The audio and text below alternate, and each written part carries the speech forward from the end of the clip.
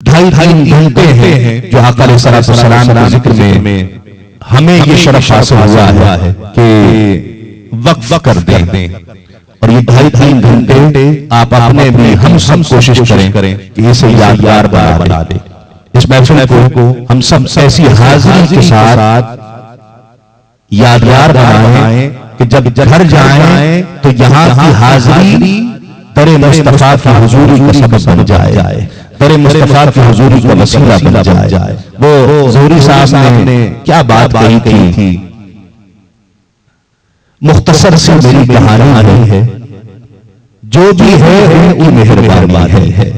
मुख्तसर सी मेरी कहानी है, जो भी है उनकी मेहरबानी है। और जितनी सांसों ने उनका नाम लिया, जितनी सांसों ने उनका नाम लिया, बस वही मेरी जिंदगानी है।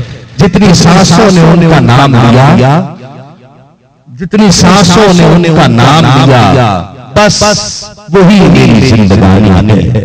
मुख्तसर सी मेरी कहानी है, जो भी है उनकी मेहरबानी है। तिलावत कलाम रहमान